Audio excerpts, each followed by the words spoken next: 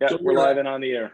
So here I am with Matt. We're recording for YouTube and unlisted video. And we just talked about Tracy Zander, a planner, and why she is a valuable member of your team as a developer, as an investor. She handles planning, so private planning. And, you know, I was saying just before we started recording to Matt, that if you go to the city of Ottawa, or pretty much any city or town in States or in Canada, and you ask three planners the same question, you'll get three different answers. And so you do need a private planner, somebody who represents you and who will go to the mattresses, so to speak, will go to the barricades and defend you. And Tracy's that person. Tracy used to work, Matt and Michelle, when you watch this, for a large planning company, but she got dissatisfied with them for a lot of reasons. They have a lot of admin overheads and they charge a tremendous amount of money, you know, just to say hello, it's $5,000. And as an example, Tracy's going to help out, I think, on the Navan Coach House application, and she asked for a retainer of $600. If she was with a big firm like Novatech or Mac and Perry or any of the others, that would probably be $5,000 as a retainer, just to say hello. So she's a little less expensive. She runs her own firm. She's a person in her 40s with lots of energy, and she's very good at what she does. And she's particularly strong with rural applications. So we've done rural subdivisions together, rural buildings of all different stripes, severances, I mean, site plans, you name it, we've done it together, Tracy and I. And she's a lot younger than me, so that'll help too, Matt. She'll be around, I think, for a long time still to come. Okay. All right.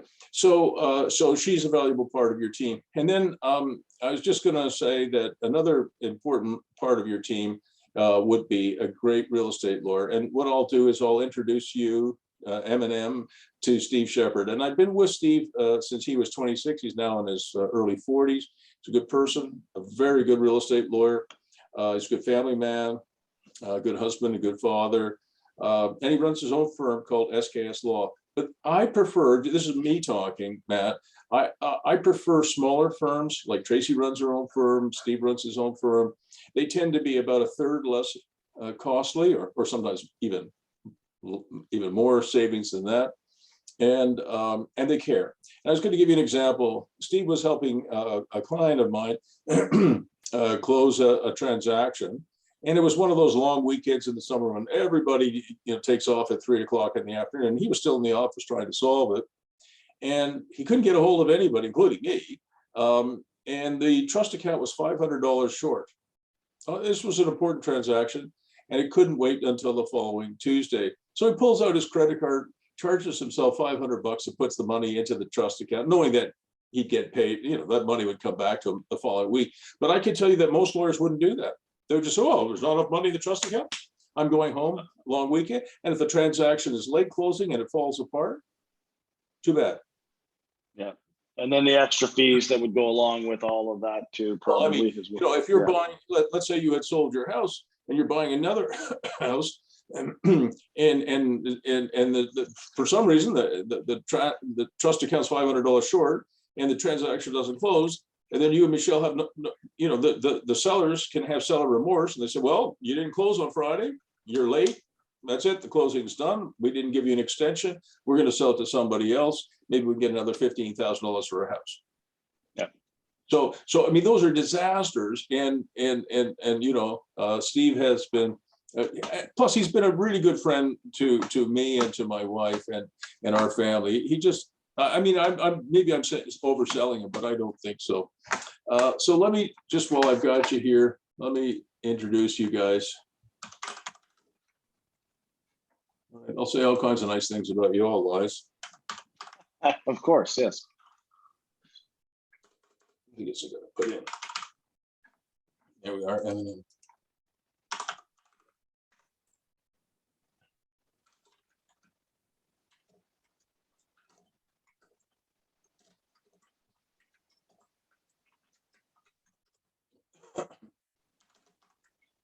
Do you mind if I ask how old you are, Matt? I am 53. Oh my God, I thought you were maybe 40. Oh, good. Well, I'll take 40. When Michelle watches this part, she say, Bruce was just flattering you, but you look oh, yeah. younger. Yeah. Please meet Matt and Michelle Michelle with an E, right? Yeah. Two people I coach with.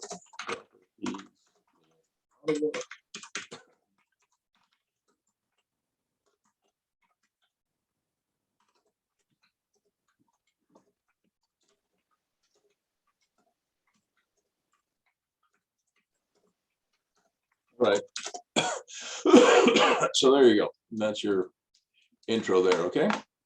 Awesome. Thank you, Bruce. Appreciate that. And yeah, I'll reach out to part of my job right is after. to surround you with good people. And if for some reason you don't like them, I mean, which I think is impossible, but if you didn't, I'll introduce you to somebody else.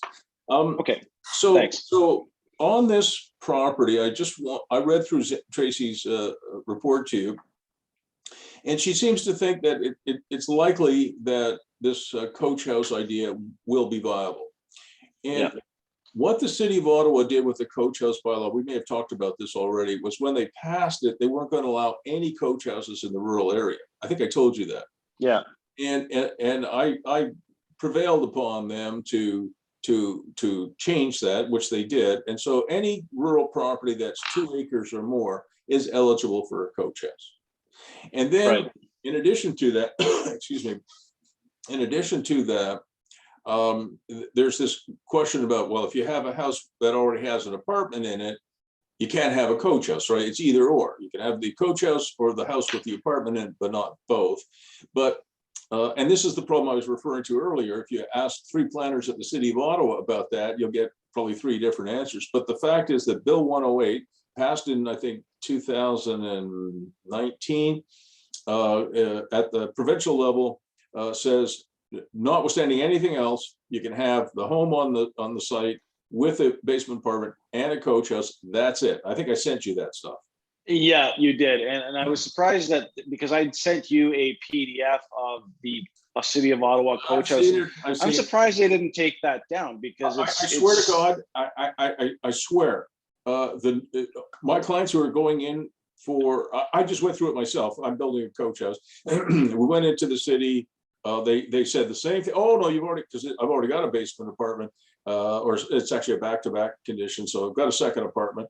And they said, oh, you can't have a coach house now. I said, here's Bill 108. So it's very, very unfortunate that the pandemic has really stopped staff training, right? I mean, if you don't train your staff, I mean, how are they going to know stuff, right? If you don't keep them up to date. And you should have, I mean, even with the pandemic, you could still have a Zoom meeting or a Microsoft Teams meeting, and you could still, brief your staff. Here's Bill 108, and it's changing things. And it changes everything. Yeah. Yeah. And you should know about this. If I were your manager and I had a bunch of planners and we were dealing with coach house applications, I would make sure that you knew about that.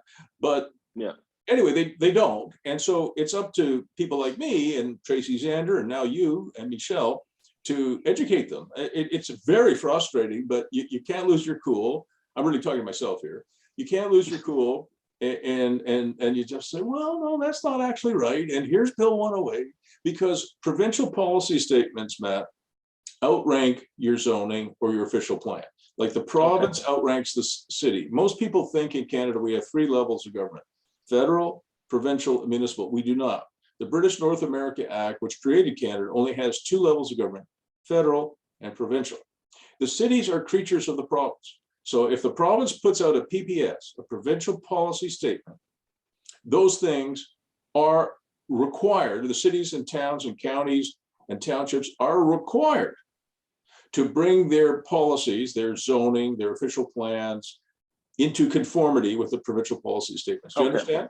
So, yeah, they will BS you. Unfortunately, they will BS you because they don't really like to do much extra work. It's much easier to say no than have to amend your policies. Right. Yeah. Okay. So it's up and there's precedent already in the area with coach houses. Obviously, Bruce, you're doing it, so hopefully they're getting a little bit more used to seeing this. I just was hoping they would take that down off of their website, because it's extremely misleading, right? It's very misleading and it's incorrect. But now in Navan, I think because your lot is only, I think, 3/4 of an acre. Yeah, it's 27,000 square feet, so just about half an acre. 3/4, okay. Yeah, well, 43,560 square feet per acre. So 27,000 is close to 3/4. So let's call it 3/4. So Yeah. if it wasn't in the village, if it was just a rural lot, then you would not be able to build a coach house. Okay, because it has to be 2 acres. And the reason it's 2 acres or more is they want you to have enough septic capacity and distance to make sure that we don't infect any wells or pollute the land. But in a village, it's different. The zoning is different. So I think Tracy came back, and I thought she might, and said, look, you've got piped water. So even if your septic field was not up to scratch, it's not going to affect the water, right? Nope. Like if you have a septic system here and a drilled well here and the effluent is going into the well, that's not good, right? Of course not. Yeah. Okay. So, but if you've got piped water, then that's less of a concern. So I think the village zoning that you have a VM1, I think it is, and V1E. yeah, V1E. Thank you. Yeah. And the fact you have piped water, I think you're going to be allowed to build the coach house. So there you go. Perfect. And that is exactly what we want to hear. Okay, cool. Yeah, we have to confirm that. Now, but wait, there's a couple of things in there that I was okay with, and there's one thing I wasn't okay with.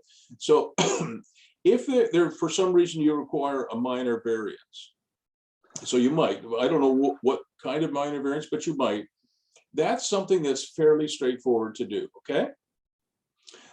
So what that means is you go to something called the Committee of Adjustment. Do you know what that is? No, I can surmise, but no, I've never been through this. So no problem. Coach me. So let's say you had a 30-acre rural property and you wanted to do a severance. You wanted to create a 2-acre lot, and sell that off and keep the other 28 acres. You would do a severance, right? A severance application. That does not go to planning committee or council. So it doesn't go to the city of Ottawa or the planning committee of the city of Ottawa.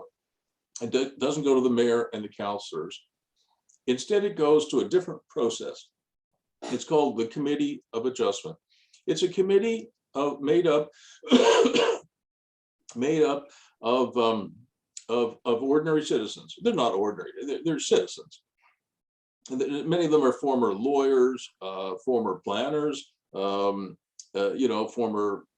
real estate investors, whatever. They have some interest in, and it's a voluntary position, by the way. They don't get paid. And there's, I think, 5 members of the committee. They have different committees for different parts of the city. And they meet to hear your application. It costs about $1,600 or $1,700 to apply to the Committee of Adjustment for a minor variance or to apply for a severance. And that's something that Tracy Zander would prepare for you, and then you would pay a fee.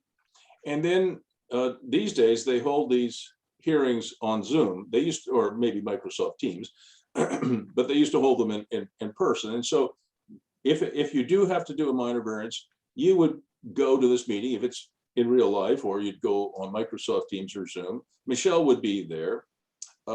Tracy would be there, and you would invite your coach as well. You should anyway. Yeah. And what we do is I'm doing one next week where we're doing a severance in Rockland, and I'll do the presentation, most of it, and then Tracy Zander will do a part of it, but the owner will be there. And we're doing a severance because we sold part of this commercial property to a local entrepreneur, and he will be there too. And the reason you turn out so many people, or you try to, is to show community support. And so if you're doing a minor variance, and I was involved and Tracy was involved, if I was leading the presentation for Tracy we would say, we're here tonight. Usually they hold them in the evenings at 7 p.m. We're here tonight with Matt and Michelle Woodworth. They're property owners in Navan, and they would like to build a coach house so that they can offer some more rental accommodation, badly needed rental accommodation. And that's what we're here for. And this is the kind of relief we need. So really, basically, you and Michelle, all you do is you wave hello. Okay. But it's very important, because if they just hear from professionals, paid help, it's not the same as seeing that there's a real person, Matt and Michelle, behind all of this. And so Bruce, sorry, quickly, would we, just as we talk about showing community support or demonstrating that, so with the dream team and ourselves as the entrepreneurs, just to take that one step further, would it be detrimental, neutral, or beneficial for us to say bring my in-laws to the conversation as well too, because in theory they could be part of this, and that would demonstrate a little bit more support. Or is that overkill? I agree. You know, I've done hundreds of applications, zonings, rezonings, severance applications, minor variances, hundreds of them, and I've only ever lost one. And I'm still mad about the one I lost. And it was a severance. It was ridiculous that we lost it. It was terrible. It was a severance. My client had a 3.7 acre property in Franktown, and they were going to divide it into two pieces, one 2 acre and one 1.7 acre. So the second piece was a little bit shy of the area that they required, which was 2 acres. So they were, you know, I consider that minor, and we got turned down. But what the seller was doing, what the owner was doing was creating that second lot for their daughter. And the daughter had some issues, you know, some medical issues, and needed to be close to the parents, but they were going to sever a lot and build a house for her. And we got turned down. It was really, really, really unfair. You know, it was just terrible. The planner on the file, the transportation and traffic guy who showed up, it was atrocious. I'm still mad about it. I'd like to go back and somehow reinvent that. So in most cases, I think that's a great idea. It would definitely be a plus to have your parents or your parents-in-law, kids, yeah, for sure, there. And we just introduce them. They don't have to do anything, just smile away.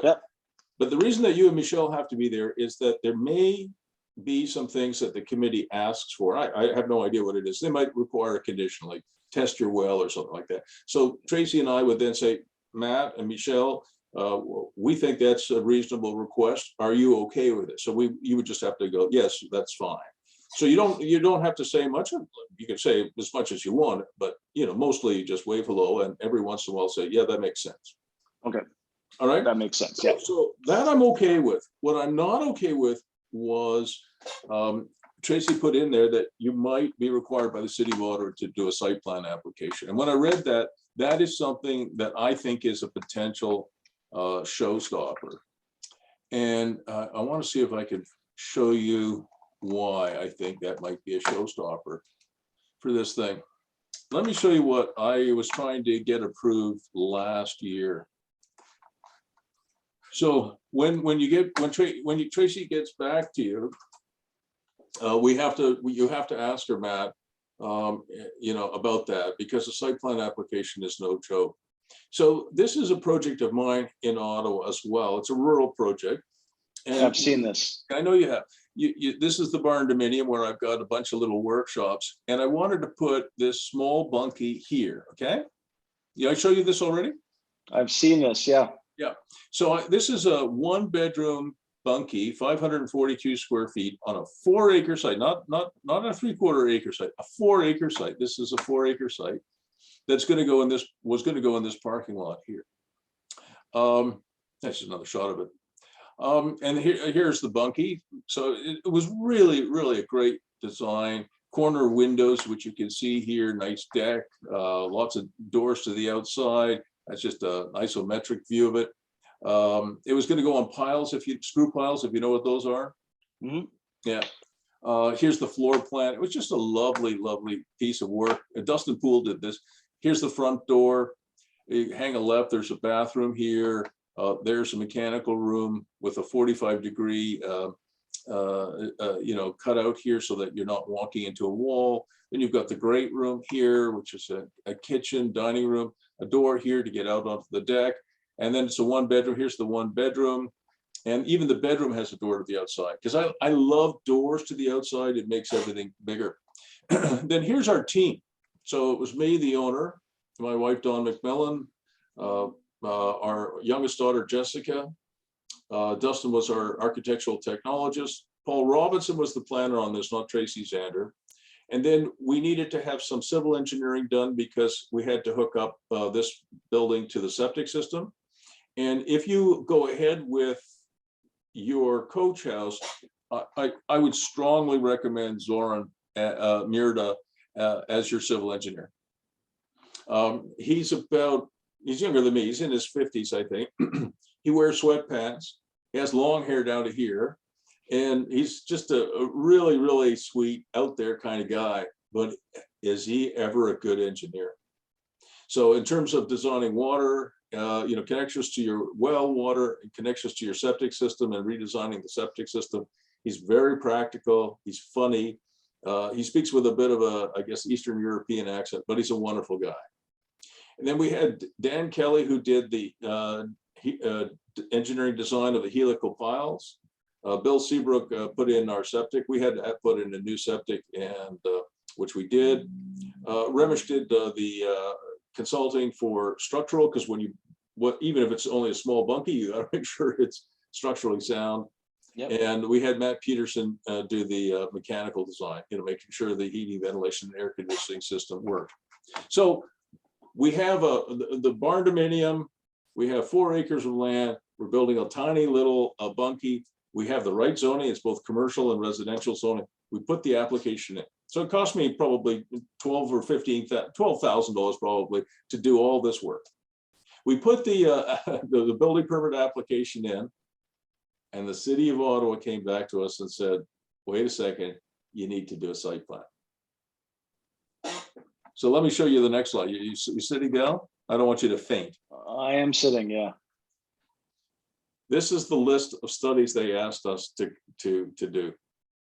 A site servicing plan, a grading plan, an erosion sediment control plan, stormwater management plan, a geotechnical investigation, a septic impact assessment, a hydrological and terrain analysis, a planning rationale, a site plan, a survey plan, a tree conservation report, an environmental impact study. Total fees and studies, $121,000, and a 1 to 2 year delay. And no guarantee that this will yield Correct. The result you're looking for as well, right? I cannot tell you what I think of the city on this file. I can't say it because we're recording this, but if I was allowed to, I would get up and, like, you remember Rumpelstiltskin, you know how he used to jump up and down and get mad? That would be me. I would be jumping up and down and put my foot through the floorboards here. So I told them, under no circumstances am I going to pay $121,000 in fees and studies to build a 542 square foot 1-bedroom bunkie on piles on a 4-acre site. I said, let me just go back, and just to show you and Michelle how stupid this is, I want you to think about the scale. 542 square feet on a 4-acre site represents 0.0003 of the site. I'm going to repeat that, 0.0003 of the site. It's on piles, which means it sits above grade. They wanted us to do a stormwater management study to see what impact this would have on the stormwater in the area.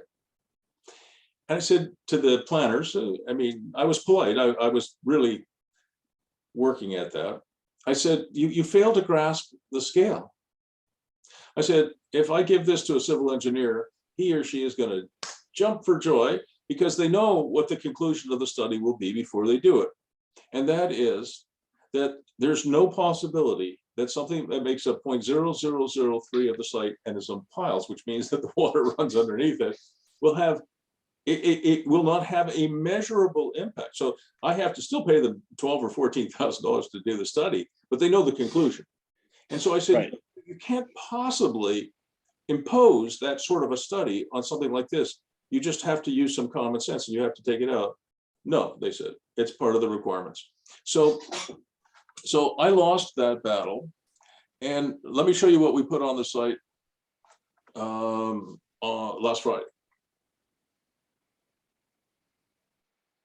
Okay. Do you know what that is? It looks like an old trailer. It's an old trailer. Yeah. So it's on wheels, and we wheeled it onto our site. We plunked it down there, and guess where my daughter is going to be living? Right there in that trailer. Correct, Amondo. So if they ask you to do a site plan, the answer to that is probably going to be no. But maybe they could give you a scoped site plan that's not retarded, okay? Because I'm sorry to use that word, but what they did to me on that site was terrible. And so we just I just said to my daughter, we'll buy one of these old, mobile homes or tiny homes. We'll wheel it onto the site, connect it to our septic and our water system, and connect it to power, and you're good to go. And that's what we Okay.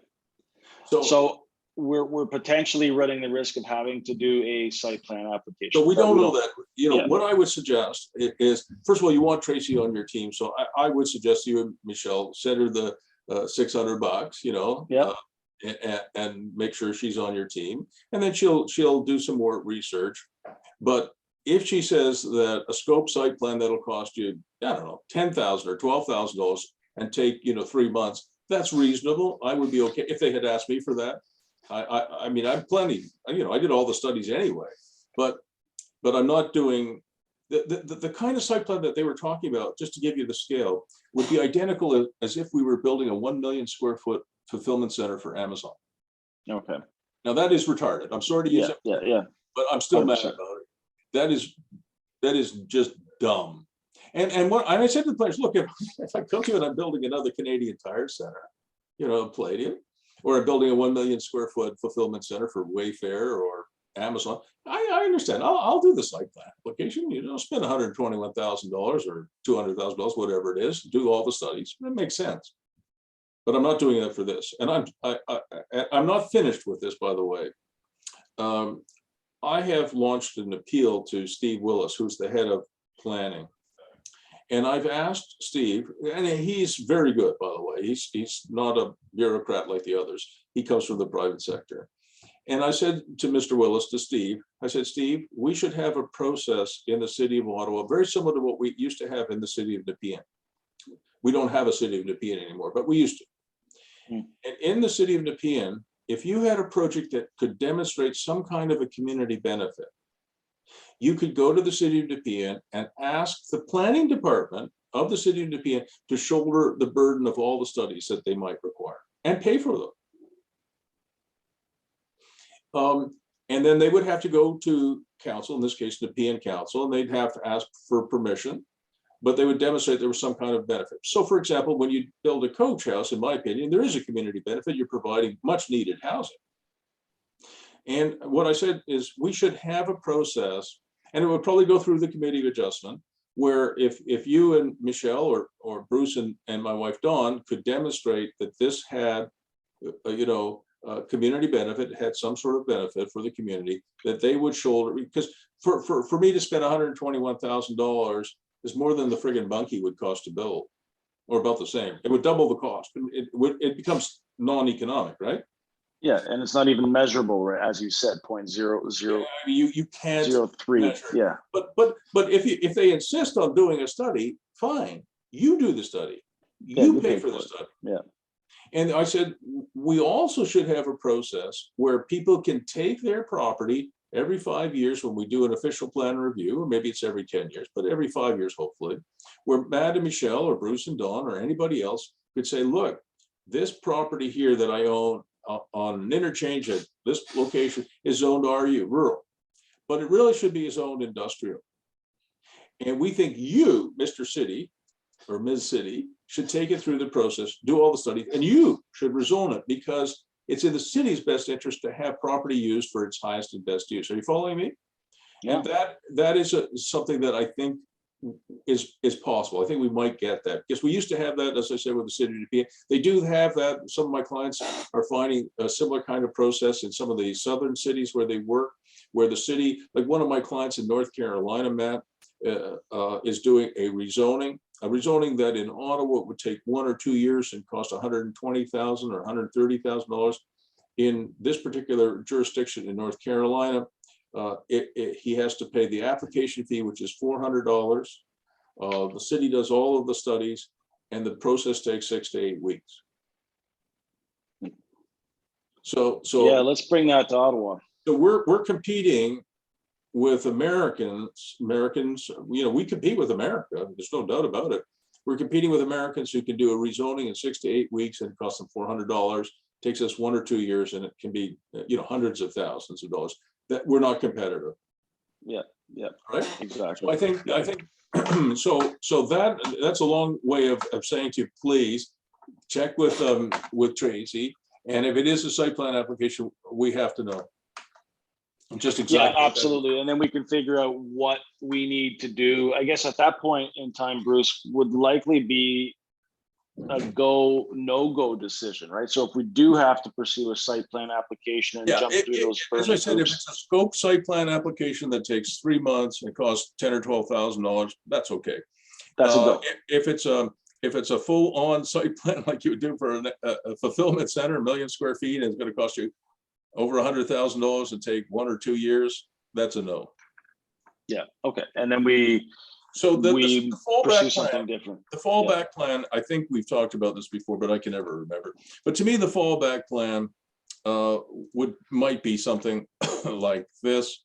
I don't know if I ever showed you this. Probably did. Yeah.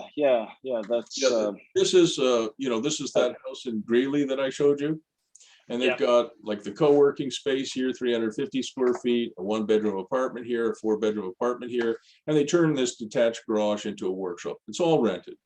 And then what they did, I'll just skip through this. This is the location here.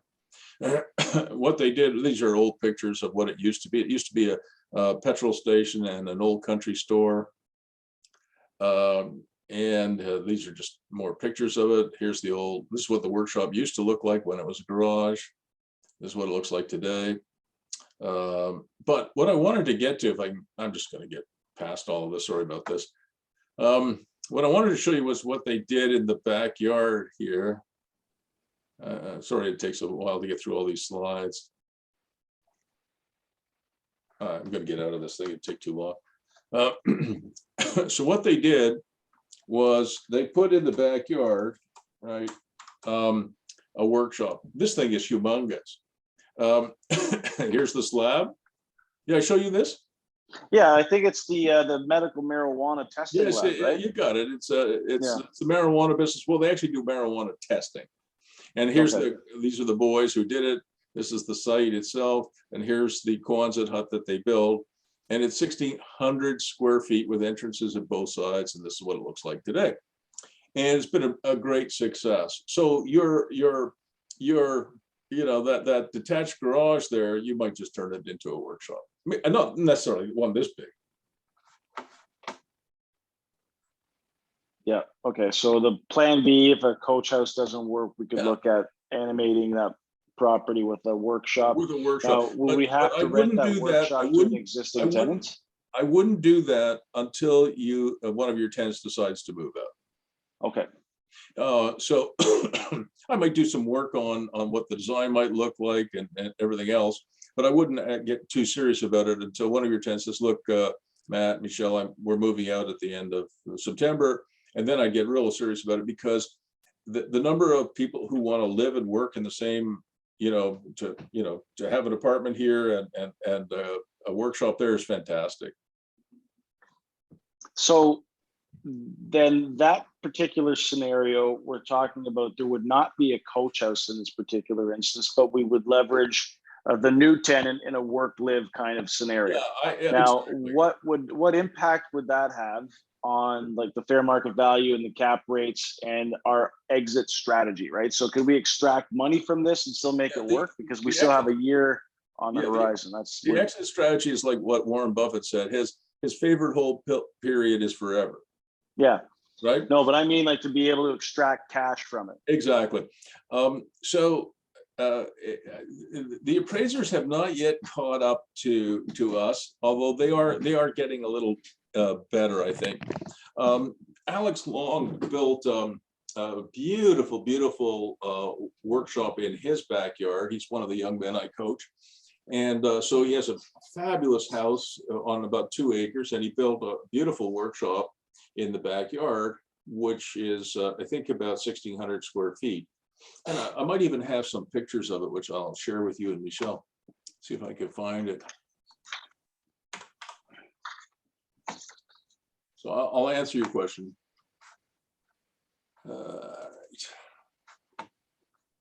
Yeah, I think I have some here. All right. Oh, cool. Oh, this is awesome. So the thing is huge. It's just beautiful. Wait till you see it.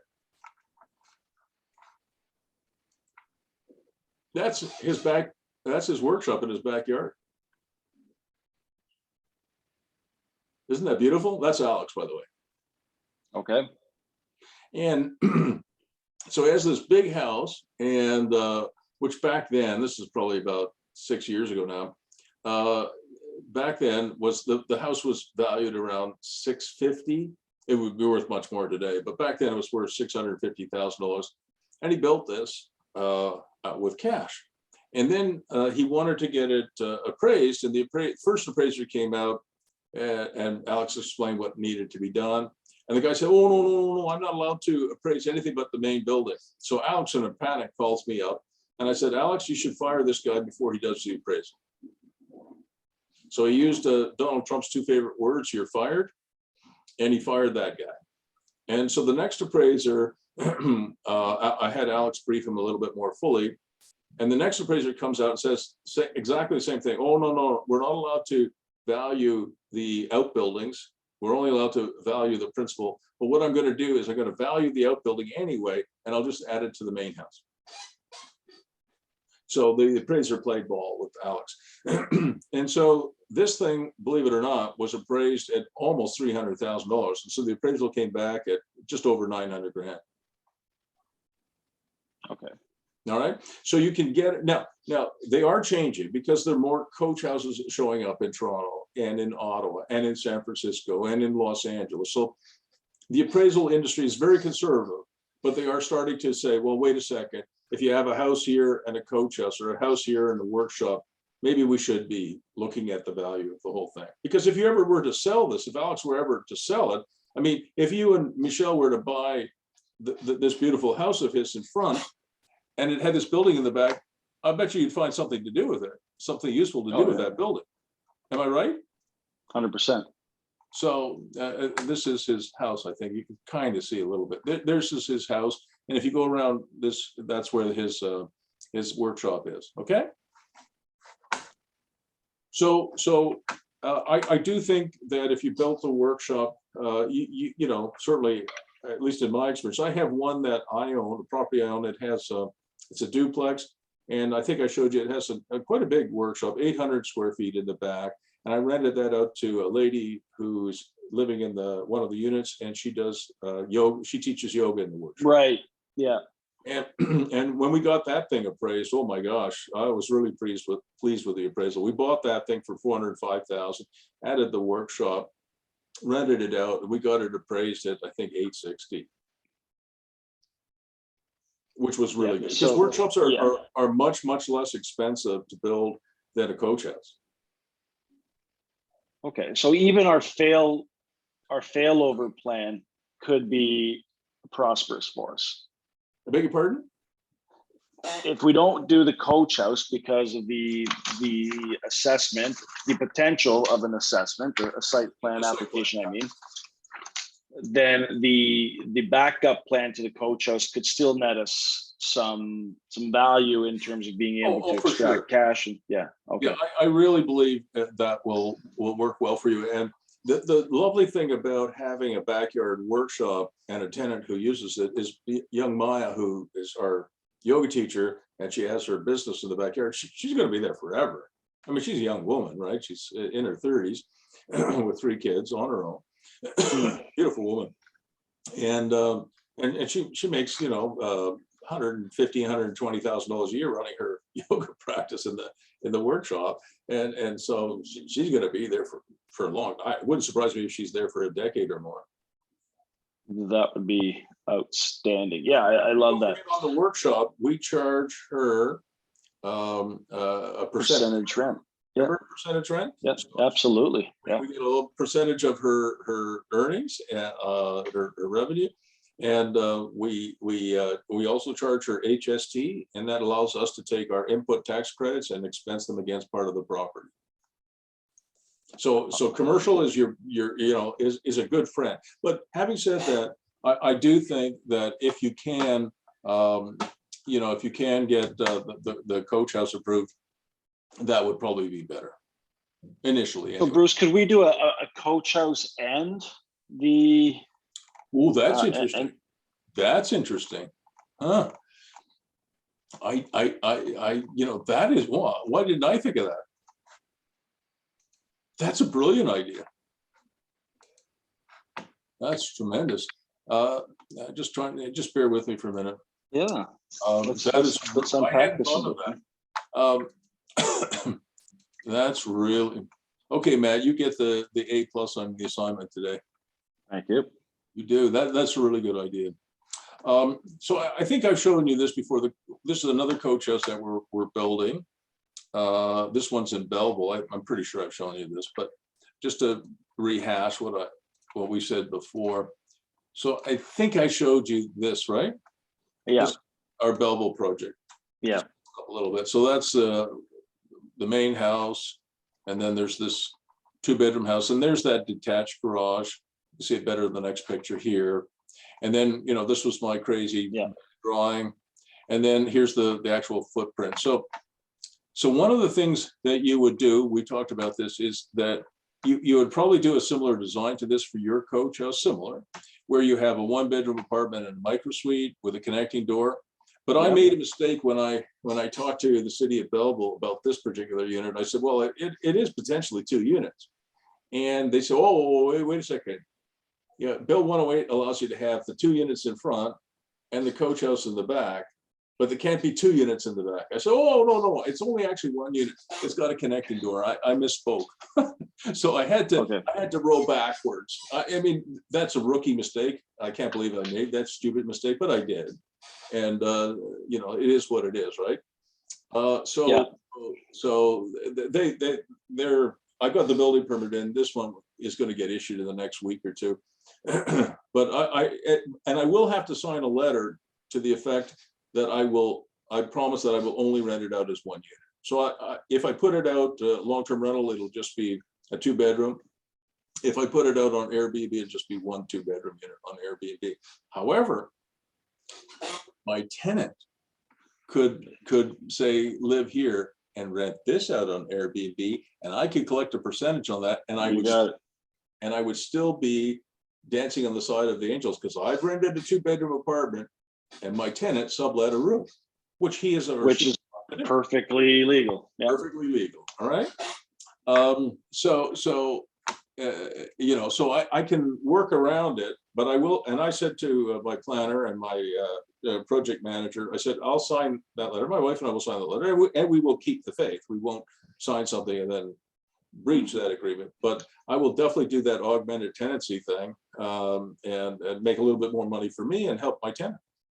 Yeah, exactly. I love this idea. This is a great idea. So when you talk to Tracy, you should ask her, do you think we could get, you saw how important it was that you said you're renovating the detached garage as opposed to knocking it down and replacing it. You saw that in her response to you, right? Yes. So don't make any rookie mistakes like I just did.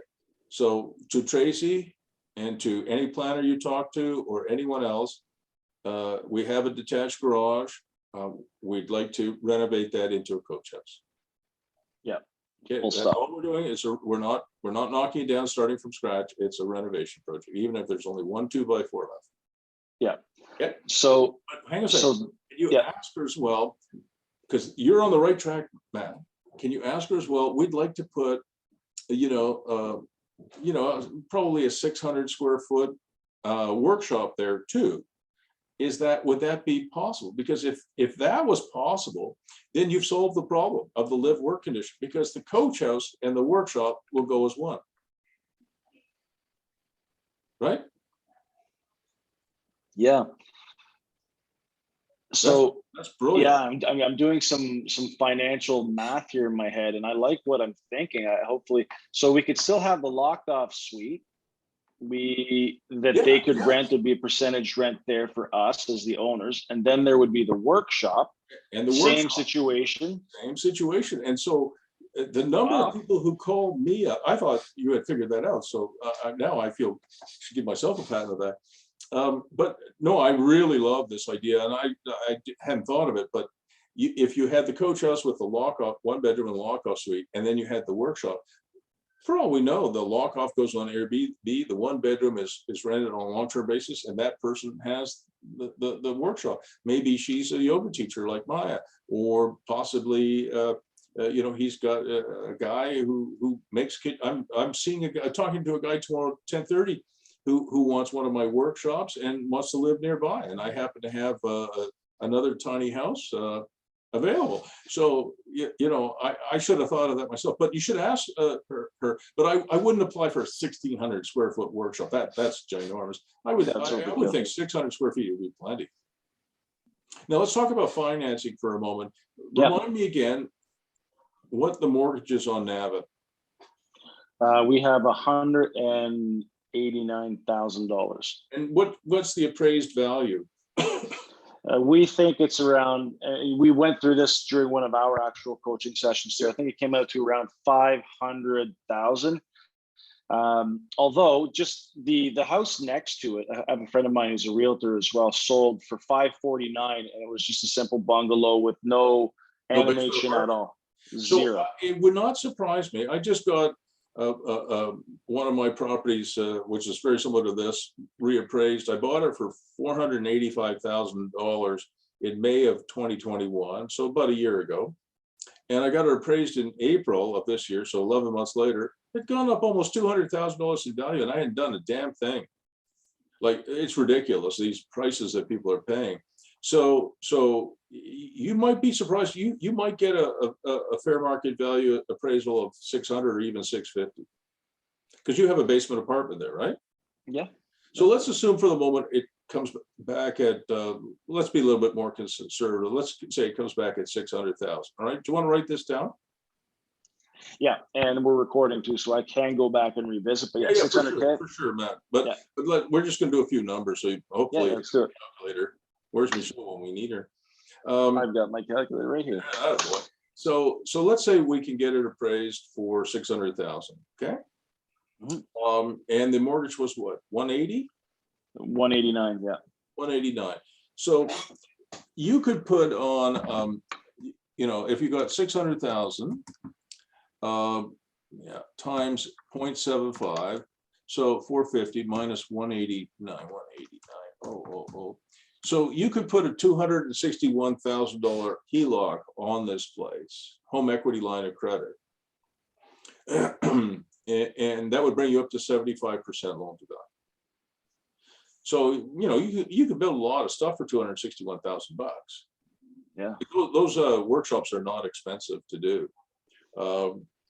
You know, I mean, that giant one that I showed you there, Alex Culligan and his partner Stefan Gontier did the slab for $35,000. Well, that's a big slab. They bought the Quonset hut kit for $12,000, and then they erected it. And the kit came with insulation, and then they put the man doors and the overhead doors in, and they put electrical and water to it. So they were in for about $85,000 in total.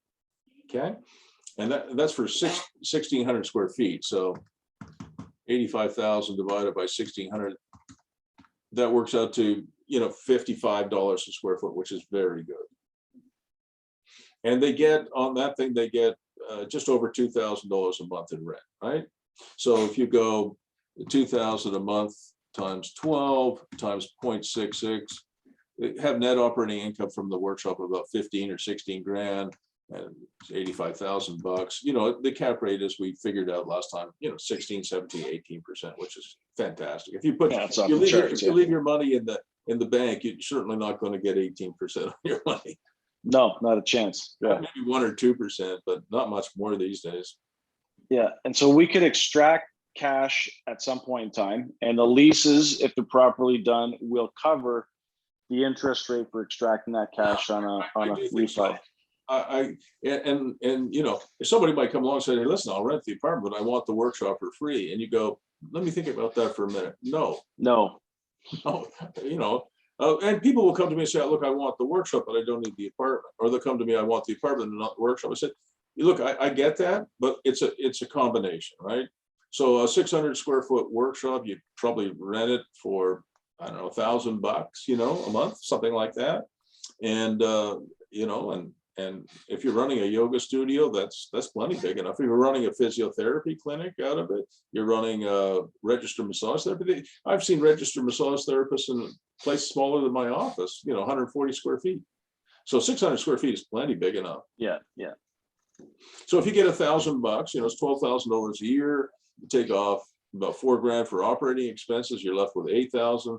Maybe the thing cost you 60 grand, so you're making 12% on your money, but still very good. And the thing that I like about it even more than I like it just as much as the return on investment, is that somebody who's operating a business, let's say I'm a physiotherapist and I really love the apartment in the coach house. And imagine if I was the guy who rented the coach house, and with your permission, I put the micro suite or the lock-off suite on Airbnb. I can make a ton of money with that. And then I've got my workshop where I'm making some money as a physiotherapist. And then you're as a percentage rent, you're sharing in my success. That got to be there for 10 years. Yep. With the rent increases, all of that stuff in place too, so we don't get stuck as rates go up. Yeah, and as you know, if you do the leases properly, and I'll help you with it when you're ready, you do it as a commercial lease with accessory residential, right? You remember that? So you're not covered by the Residential Tenancy Act, because on a residence today, you're allowed 1 or 2% a year, which is not covering your costs as a landlord. It's ridiculous. I mean, our costs are going up 8, 10, 12% a year. Inflation's crazy. And we're allowed to raise the rent. I think last year, after 2 years of no increases, we were allowed to raise it 1.7%. So inflation probably went up 10, 15 points in those 2 years. And we got 1.7%, not just me, but everybody across Ontario. So it was terrible. It's just absolute BS.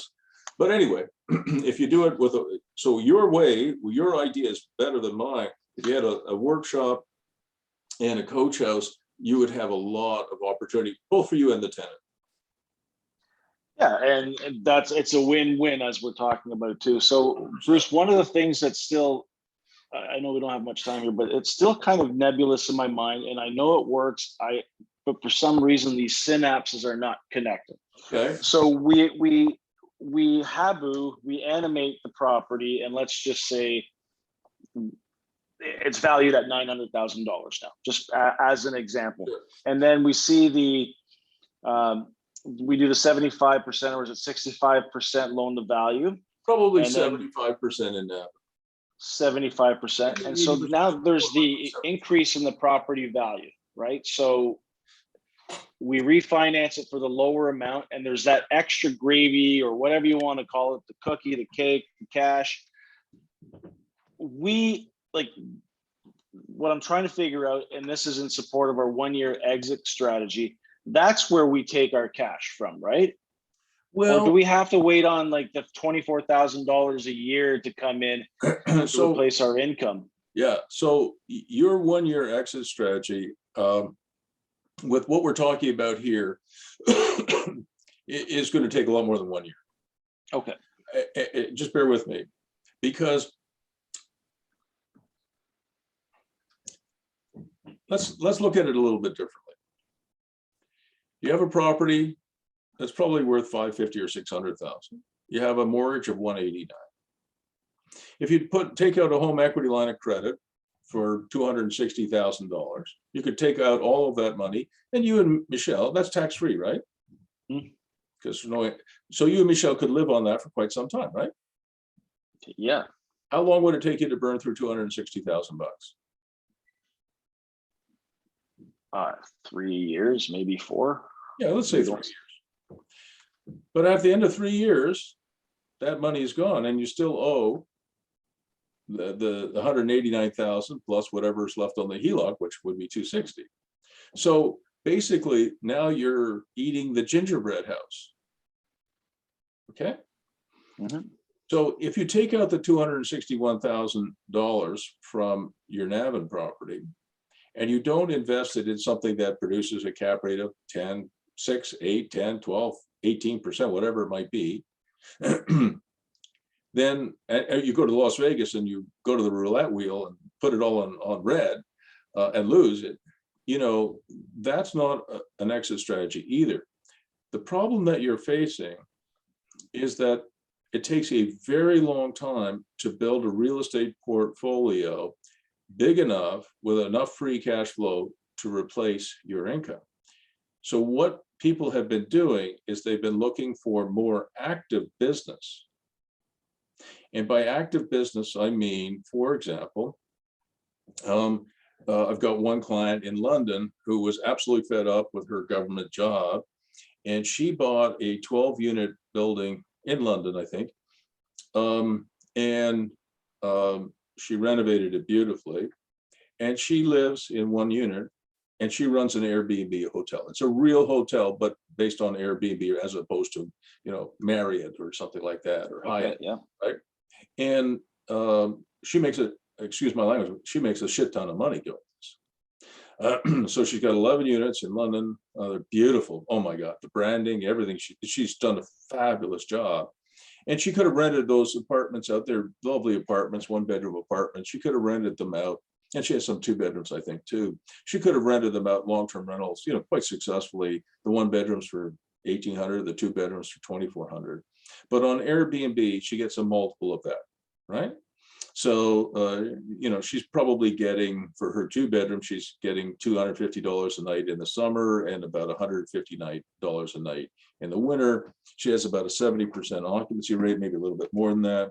So she's got 365 nights times 0.7 times an average of $200, you know, divide that by 12. So she's making about $4,200 a month per apartment, and she's got 11 of them that she rents out. So she's got, you know, her incomes are, you know, in the summer is unbelievable. It's $65,000 a month. In the winter, it's about 30 or 35,000 a month. But, you know, you can live on that. Yeah. Yeah. And, you know, we talked about the mini storage business, and my friend, client Peter, who bought, I helped him buy Just the Spot in the south end of the city. I told you, he you know, he's been at it now 4 or 5 years, but you know, he can make, after paying all of his expenses, including his mortgage, he can make $25,000 a month, and you can live on that too. So you have to find, I mean, this stuff that we're talking about in Navan is very useful to do. You know, you can add now that we've talked a bit more about it, you can add hopefully a coach house with a lock-off suite and a workshop, really do a great job, and your property will go up in value, and life will be good. But really, when you think about it, you've taken the money out of the property up front to pay for the project. Yeah. So let's say that at the end of the day, your property goes from 600,000 in value to 900,000. Okay, but you've already taken out the 261,000 to actually get it going. So maybe at the end of the process, after you refinance, you might get another 35, 40, 45,000, but it's not enough to live on. Right. So, but the income will be there, and over time, the mortgages get paid off, the value goes up. Life is good 10 years from now. But if you want a 1-year exit strategy, we have to find something that's more active. A more active business, and you know, mini storage is one of those uses that people like you and I can do. Workshops, you know, I've got a building that produces very strong income, and it's got 10 or 12 workshops in it, right? But these are more active sort of businesses, and then the Airbnb hotel in London that Paula runs is a phenomenal business. But running that hotel is a hell of a lot of work. Running Just the Spot is 5 hours a week. Running a hotel is, you're on all the time, right? Yeah. So, you know, so that my choice, you know, I told you I'm looking for a spot in Belleville where I have a bunch of properties where I could build you know, a contractor yards business, because it's the only business that I'm interested in, because my wife runs the Airbnbs and she's really good at it. She loves doing it. She's a mother and a grandmother, and she's fantastic, but I'm not interested in that, you know. So you and Michelle have to make up your mind what you want to do, because to get a 1-year exit strategy, or maybe it's a 2-year exit strategy, but to get an exit strategy that isn't a decade out, we have to find something that is much more active. Yeah. Okay. So that's where our headspace is at. So we looked at Navan and putting a coach house and potentially workshop and animating that, because that was in our minds, it was the low hanging fruit. We already own this property. 100%, I agree with that. But if we really are, one life to live, Bruce. So we're really thinking, let's get off of this treadmill that we're on, or the rat wheel, whatever you want to call it. We feel like, we're beholden to somebody that we don't want to be beholden to anymore. So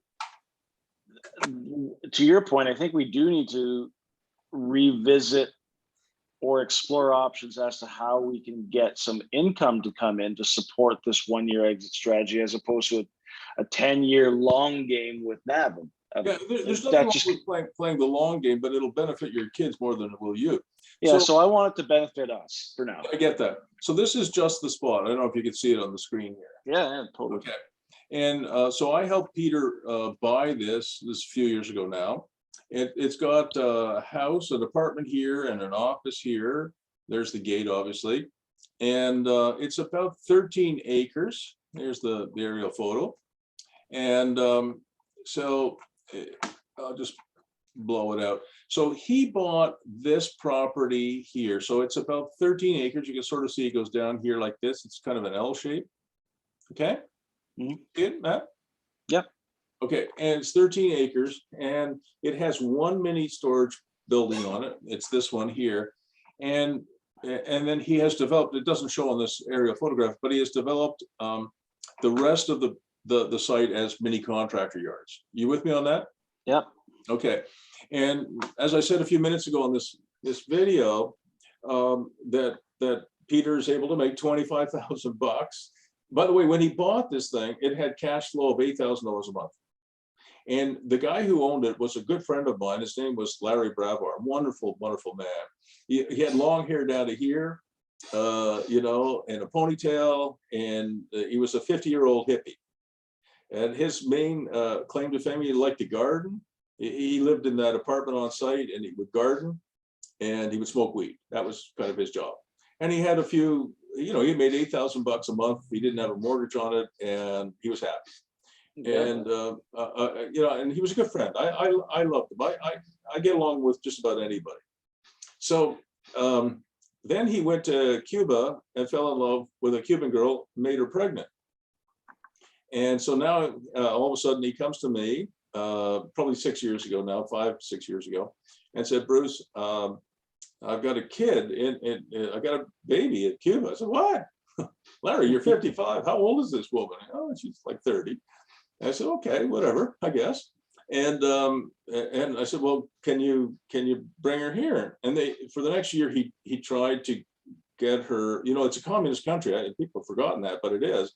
And they don't allow the folks out. And he didn't want to risk trying to bring her out, surreptitious, her and the baby out, across the water to Florida. That's very dangerous. So he asked me to sell this. And he took all of his money and moved to Cuba to be with her. Hey, listen, you love the girl? I said, I get it. But I said, Larry, I'll sell it for you, but don't take all your money to Cuba, because the Cuban government has been known to raid your piggy bank and take all your money on pretext. They can just say, well, we think you're a spy. We take all your money. So I said, put $300,000 US in the bank account there. You can live off of that forever. And leave $1 million in Canada. And we sold some other property he owned, so he had a few bucks. So that's what he did. So Peter is an engineer, and he is a very good operator. And so I explained the model. So this used to be called cosmic storage, because Larry was sort of like a cosmic guy, if you know what I mean. Yeah. The hungover. He was a lovely person. He by the way, he just recently passed away. Oh, sorry to hear that. Oh, I was so upset about it. He smoked a lot, cigarettes and other stuff, and unfortunately he developed lung cancer and passed away. Left behind this beautiful young woman and his child. But anyway, I miss him. I do. And he was not yet 60, I don't think. Maybe he just turned 60. So too young. So anyway, but Peter really got the message. So he has rebranded it from Cosmic Storage, which is a bit too out there for a solid engineer like Peter. And he's developed secure yards. Okay. It's called Just the Spot. And this is his website here. And like I said, I mean, he's got a little bit of storage space, not much. but mostly it's now contractor yards, right? So that's what he does. And he makes 25 grand and works 5 hours a week. That's, I was trying to encourage you and Michelle maybe to consider that, but you roll me back, and I totally respect that you're not comfortable with commercial and you want to stick to residential. Yeah, so that puts us at a little bit of a crossroads based on what we just discussed. So while we are definitely interested in building generational wealth, I don't want to do it while running on a treadmill, right? I completely understand that. If you ever hired me as an employee of yours, I'd be the worst employee you've ever hired. I would be just. I know someone very close to me that thinks that too. That being myself. Or of me.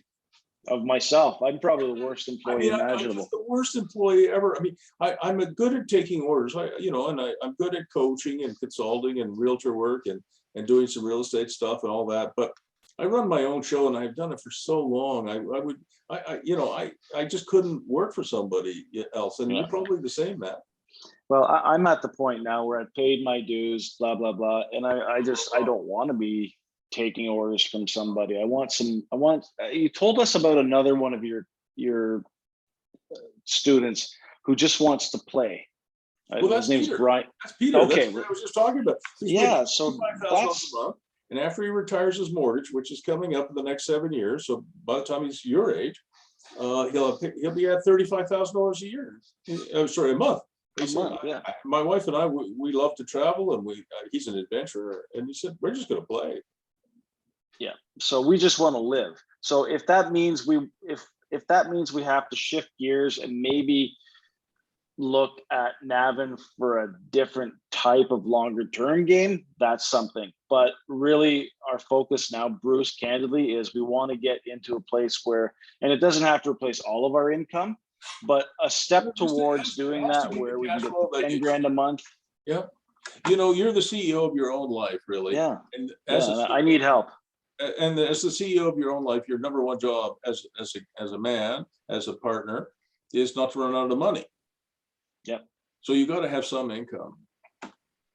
Yeah.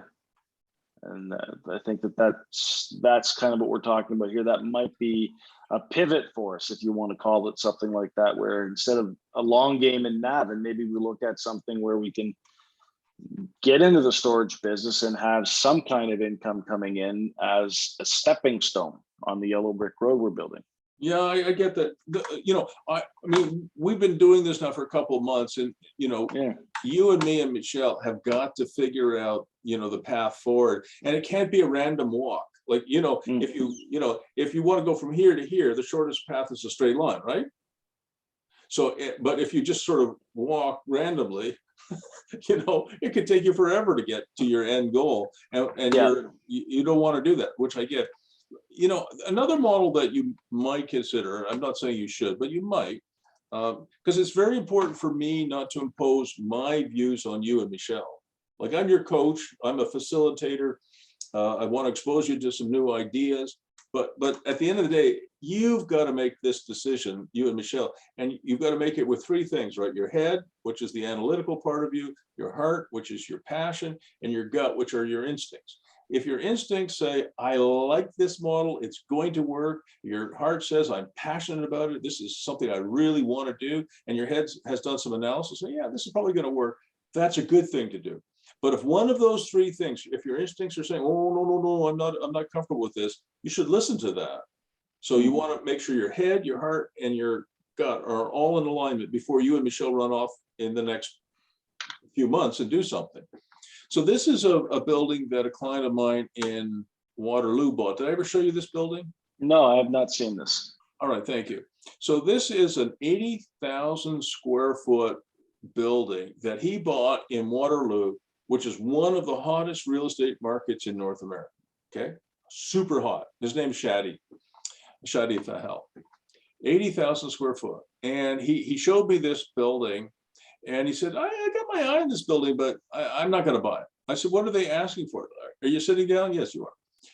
80,000 square feet. They were asking 1.2 million for it. Wow. That's like, what is that? Like, it's $1.50 a square foot? It was like they're giving it away. I said, you got to be kidding. He said, nope, They're asking 1.2 million. So I said, after I looked at it a little bit, I said, Shaddy, I think you should buy this. He said, yeah, but it's an 80,000. I'm a residential guy. I said, I understand that. I think you should buy it. So, but I think you should buy it with a plan. He said, what's the plan?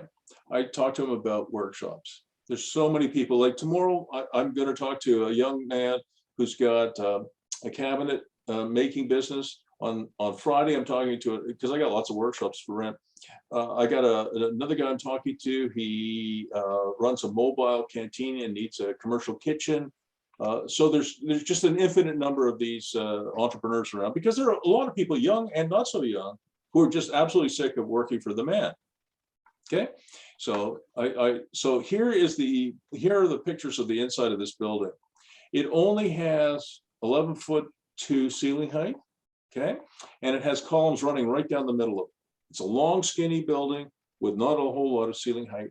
So this is completely inappropriate for a major industrial firm. A major industrial firm wants something square as opposed to long and narrow. It wants something that's column free, and they want something that's at least 24 feet of slab to underside of the trusses, clear height. Amazon fulfillment centers are now being built at 60-foot clear.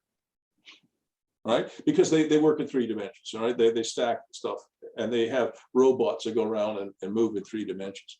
So Shaddy said, Bruce, I'm going to have an 80,000 square foot, and even if they give it to me for free, what the hell am I going to do with it if it just sits there for 5 years empty? Because no industrial company's coming along and wants 80,000 square feet. I said, no, Shaddy, you're going to build. This is perfect for mini workshops. So this is what he did.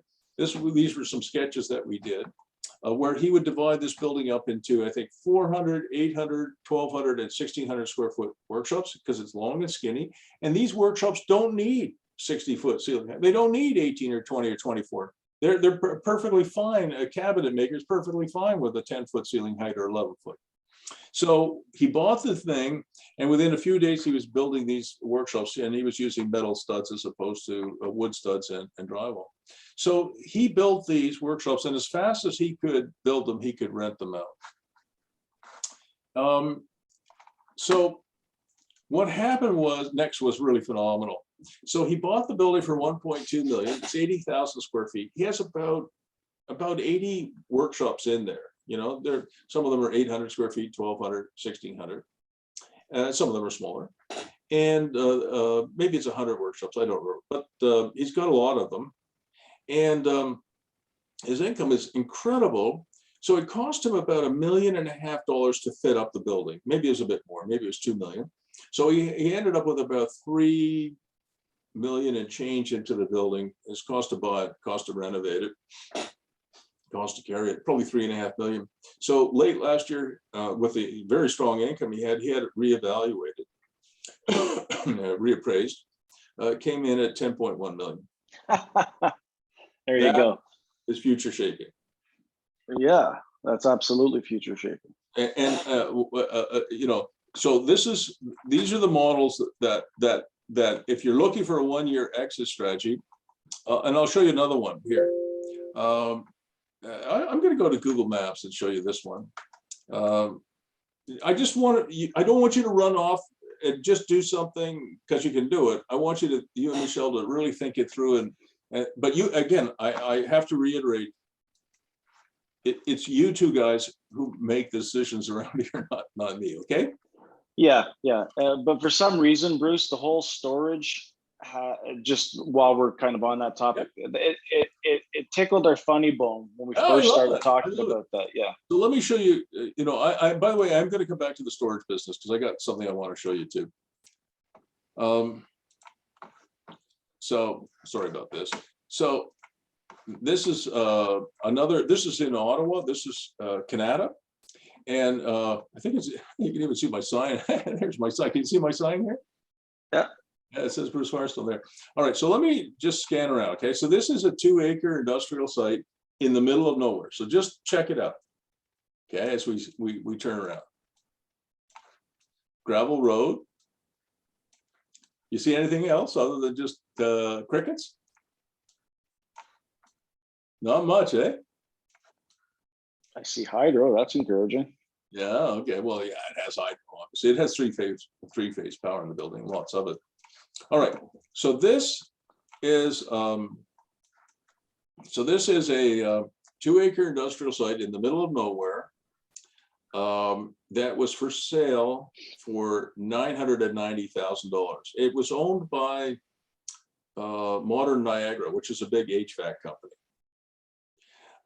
And they were asking $990,000 for it. And I called up three of my clients, good young guys, and I said, you guys should buy this because this, I love this model. And they said, oh, we don't have $990,000. I said, I didn't say you have to pay them $990,000, but this thing had been for sale for a very long time, 400 days, I think. Wow. Yeah, and plenty of people looked at it, but again, this one only has 10-foot two ceiling height. The one Shaddy has 11 feet. This is 10 foot two. But you can sort of see here, it has an old farmhouse here. It has 2 coverall buildings on it, and it has about an 18,000 square foot warehouse. So what I said to the boys was, you should buy it and do mini workshops. And when I pan out here a little bit, you can see it's not actually that far from Canada or Barrhaven. You can get from Canada here in 8 minutes and from Barrhaven here in 8 minutes. And I said there's 150,000 people living in Canada, probably the same in Barrhaven, and lots, this is about 7 years ago now, lots of people have side hustles. So even before the pandemic. So I'll go back to the slide deck now. So what happened was they bought this thing for 250 grand. Wow. Okay. Not 900.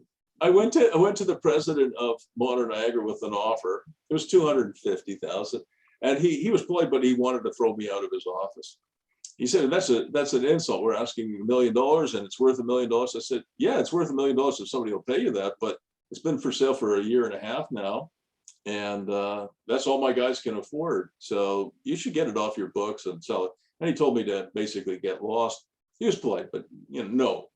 And so I went and talked to Warren and his 2 buddies there, like my clients, and said, hey, they rejected my offer. They were disappointed. I said, don't worry, we'll wait. In 3 months, if it's not sold, we'll go back. So that was in the summer I presented. So I went back in November. By the time it gets to November in Canada, people want to kill themselves, right? Canadians want to all kill themselves because the weather's so horrible. So I went back and I saw the president. He said, well, I'm going to sell. I want to get it off my books. And I said, yeah, that makes sense. And Modern Niagara's a $200 million a year business. Only this pimple is just, I said, you have to maintain it. You have to pay the property taxes, and it's vacant. There's vandalism, blah, blah, blah. So anyway, so he said, well, okay, show me that offer again. And he signed it. So they bought it for $250, and they put another $500,000 into it, building out workshops in here. I rented the coverall buildings, and the farmhouse I rented to an environmental company, and the entire buildings, all the buildings leased up in no time. Let's see if I got a few more slides here. Yeah, so we went with small workshops here. The farmhouse went to an environmental company. And you can see here inside, so this is a larger workshop here. This is a smaller workshop here. This workshop might only be 300, 400 square feet. This one might be 1,000.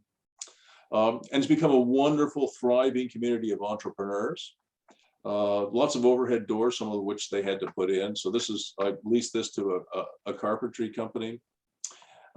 So they were in for about 700 or 800,000 bucks purchase price and redevelopment of the property. And then they got it appraised about 2 years ago. So before prices really took off at 2.4 million. So that was again a future, and today it would be worth probably 3.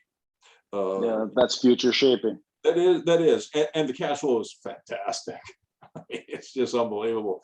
That's what's interesting. Yeah. Yeah. So, but I'm okay with you doing 2 things where you have strong cash flow, you get some monthly income out of it, but you can also take some tax-free money out of it. And some of that, you can play with, some of it you can go to Vegas and enjoy yourself, or I would prefer going to Merida in Mexico and enjoying great food and good weather and good company and safety. That's our speed. Yeah. I mean, I'm not interested in Vegas, to be honest. So so that's the kind of thing that I think makes sense. Now, there is a property I have my eye on in the mini storage business, and because I know you're interested in that. So I think I have it here somewhere.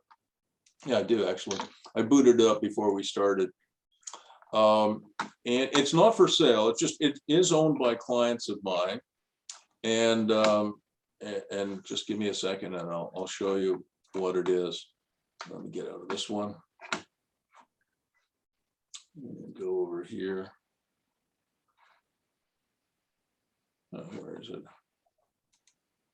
No, yeah, maybe. Can't remember. Oh, shoot. Sorry about this. Oh, it's good. Yeah, I got it. Here it is. So this is near Smiths Falls, okay? And this is confidential information, okay? I mean, obviously I want you and Michelle to have it, but I don't want it out in the public. So this is close to Smith Falls, which most people think is a great place to go and score some cocaine, but not necessarily a great place to invest. Smith Falls has a terrible reputation, but it is. I did not know that. Okay. Oh no, it has a terrible reputation. You know, Vanier had a bad reputation for many decades. You know, a place where you score hookers and cocaine. Bonus. Oh. You know, so there you go. I hope Michelle doesn't score cocaine or hookers. I hope not too. Not about me anyway. I've been married for 37 years and faithful to my wife for all 37. Michelle, you listening? I love my wife dearly. So anyway, so do I. There you go. So this property is about 40 acres of industrial land, and it's run by a lovely couple, Gary Greer and his spouse Mary Greer, who are just the salt of the earth and just fantastic. They've made a wonderful little storage business on the property out of containers. They buy these sea cans for about $3,000 out of Montreal. They recondition them for another $2,000 or $2,500. And so for $5,500, they've got a 10 by 10 storage or 10 by 20, whatever it might be. And you can see Gary's a bit of an artist. He created this kind of very strange gate. It's got all this sculpture and stuff on it. I mean, he's just, they're different sort of people, just beautiful people, but again, quite doing their thing. And so this is the site here. It's on Highway 15 at the corner of Highway 15 and Sturgis Road. And you sort of see he's already put a road in here, and he's got the storage containers going up one side and down the other side, but he's got about 40 acres of vacant land. Industrial, it's all industrial. So I wanted to show you what another client of mine has done. I helped him with this. Hang on a second, let me get out of this. And I'll show you what I helped another client of mine do in, maybe this is it. Yeah, I think this is it. All right. So this is, I'll just make it a little bigger.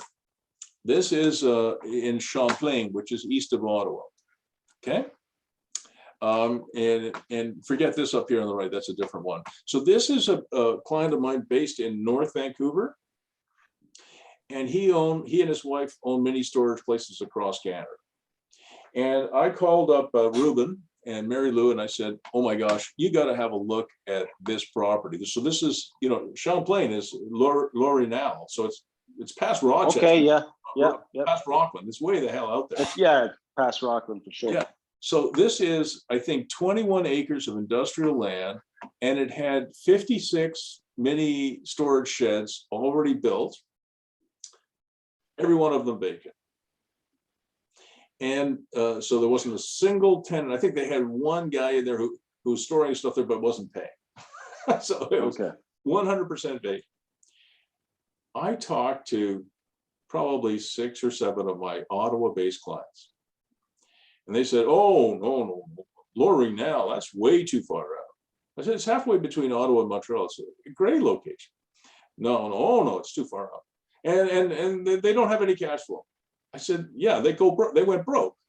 But you know why they went broke? I knew the former owner. He borrowed money from one of those private lenders at, a 10% interest. He borrowed, I think, $400,000 or something like that. And he used the money to pay off his wife's credit cards. So yeah, is it I any can see that. surprise? Is it any surprise that this property was a power of sale?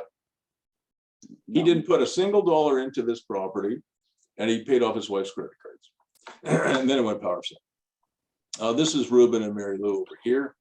Yeah, I've seen them on a couple of your courses. They Yeah, of actually course. presented their Sarnia real estate too. Yeah. Oh, these guys are really good at what they do. So this is what, and they live in friggin' North Vancouver, but people, not you, Matt and Michelle, but people in Ottawa say, oh, Laurie, now it's way too far. They live in friggin' Vancouver. That's further. Yeah. That's a little further than Ottawa to Laurie now. But anyway, people are afraid, and the truth of the matter is they'd rather put their money into a safe mutual fund that gives them 2% or 3% a year than a risky thing like this. But let me show you what happened.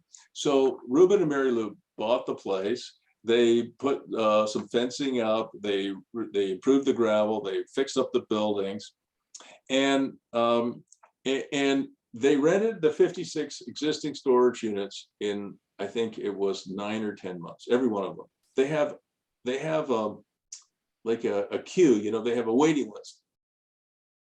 And so I said, wow, this is a fantastic location. So what they're doing now, as we speak, is they're going to develop 400 storage units in this area here. And in zone 2 and zone 3, they are going to do an industrial subdivision. They bought the place for $425,000. They put in about 250,000, so they're close to 700 grand in. It is currently valued at $1.5 million. When they get their 400 units completed, their mini storage business will be valued around $3.5 million, and the industrial subdivision will be worth another $2 million. They're going to pull millions of dollars out of this. Plus, it has fantastic cash flow. But oh no, it's too far. Oh, it's too risky. So listen, again, if you and Michelle want to just focus on more Navan sort of properties, buying that I'm good with that. As your coach, I'll do everything I can to make that successful for you. And we did improve the plan today, you and I. Yeah. Like if you built that coach house and you put a workshop there, I think it'll be a real success for you. But you have asked about a 1-year exit strategy. So one of the things I thought you could do, going back now to ProLock, is, and I'm not saying you should do this, and you got to remember, I am, at least theoretically, in multiple representation here, right? You understand that? Yeah. So I have had my eye on this for a long, long time. This project here. Sorry about this. When it gets to the end of the day, I get tired. So do I. Well, that's what being 70, closer. you don't have any excuse, you're just a young pup. But that's what being 70 is. So I do get tired. So it has good cash flow. I don't remember what it is, but I have all the numbers somewhere on my computer, Matt. But I think it has, more than $10,000 a month in cash flow, which is a good thing. But what I really like is all of this industrial property here around it. And what I would do with that is I would do exactly what Ruben and Mary Lou are doing. I would build some more mini storage places. I would put some contractor yards in here, and I would do an industrial subdivision and sell off some of those lots. Now, I wanted Mary Greer and Gary Greer to do it, but they're in their 80s. And it, at some point, you got to stop, if you know what I mean. And so it's not appropriate for me as their friend, as their realtor, as their coach, to suggest things that are not appropriate. Like, so yeah, they're not in a position to do it. They have the money to do it, but they just don't have the energy to do it, right? Okay. Which is what it is. So I think somebody should buy this thing, and but that's just my own opinion, because I think this is another Champlain storage, another Laurie now. Is it for sale? No, Okay. it is not. But if you and Michelle were interested, we would talk some more about it, and then I would ask Gary and Mary if they would consider an offer. They might say no, but I think they might say yes. Okay. Okay, so Because Bruce, just, you know, and their kids are not interested in this, right? okay, yeah, They have children, obviously adult children, probably your age. You know, they're not interested. They just want to check, and they'll ride off into the sunset. yeah. But I definitely, you know, think this is a great buy in my opinion. But that's just me. And again, I don't want to say I'm conflicted out, because I think I have judgment and I can be fair to both parties. But I am definitely in multiple representation. You represent. Yeah, full you disclosure. Michelle, and obviously Gary and Mary. But I think if you have good judgment, and you're a fair person, you can, you know, you can put two people together and they can make a deal. Yeah, I'm going to talk to Michelle about this as soon as she becomes available, and we'll get back to you. I'm not sure what it would look like outside of us telling you, Bruce, we are interested in pursuing a conversation. That's all we Okay. would do. Like I would really like, if we're going to talk about making an offer, then I think we'd have to do a lot more work on it. We'd have to look at, I'd have to get all the numbers out. We'd have to do an analysis of the cash flow, what makes sense from your point of view, how you would make money at this. And what I like about this is that you know, what I would do is I would buy this thing, and then I would sever off a bunch of pieces and sell it. So I don't know what Mary and Gary want, whether they want $1 million or $2 million or $3 million. I don't know. I haven't talked to them about it, other than I wanted them, because this thing, when it's done like Champlain, will be worth many, many millions. I mean, this could be worth, because it's twice the size of Champlain, which is 20 acres. This is 40 acres, I think. This is, you know, potentially a $10 million project when it's fully developed. And I've got lots of good ideas to how to do that. But part of the way you pay for it, let's say you pay $2 million for it. I'm just pulling numbers out of the air, so don't hold me to it. But let's say you pay $2 million for it, and you have 40 acres, and you created, you know, 10 1-acre lots that you could sell for, I'm just making up a number, $100,000 each. You know, that gives you $1 million to pay, and you still have 30 acres of land, which is plenty, right? Yeah. So there's ways to do it. I'm helping three young fellows buy 106 acres of industrial land. It's a $5 million acquisition, but we're going to sever off enough of these of the property to pay a good chunk of the purchase price. So there are ways to finance it. Okay, good. You know, without, I mean, you know, so there's lots of creative ways we could go about it, but there's no point in talking about what the offer looks like, et cetera, if it's not something you're comfortable doing. But this has great potential. And with all due respect to L'Oreal, I prefer Smith Falls because it's a little bit more English. Does Michelle speak French? We're both fluent, yeah. Oh, Christ. Well, that's a huge plus. Well, then we'll have to find one out in the East End for you. I'm kidding. But the fact that you can speak French is fantastic. But here it wouldn't be it's not relevant. But in Lorraine now, Ruben and Mary Lou, they speak Spanish and English, but very little French. Maybe merci, you know, or au revoir. Yeah. We have a motorcycle. Part of our hobby is we've got a Harley that we drive around, and L'Orignal is one of the areas that we drive by fairly frequently. It hugs right up to Hawkesbury. It's against the water. Yeah, real well. I mean, I love the area. I'm there quite often with Ruben and Mary Lou, and you know, and I'm really pleased with how it's worked out. But the fact is that you know, that people think, oh, Smith Falls is too far, or L'Orignal is too far. That's ridiculous. That's ridiculous. The people who are making the money, you know, like Ruben, he thinks nothing of getting on a plane and meeting me and my wife in Merida. We're meeting him in Calgary and next month at the Stampede. I mean, you know, what the hell? I mean, get on a plane. And yeah. Get on your motorcycle. You got it. Yeah, wheelie all the way there. All right. No, this is perfect, Bruce. So that is something that, from my perspective, very interested in. I know Michelle will be as well, but I obviously want to just quickly consult with her. I'll show her I'll share this video with her when I get it, but we'll fast forward right to this part so that we can actually highlight it and get back to the whole thing if you want.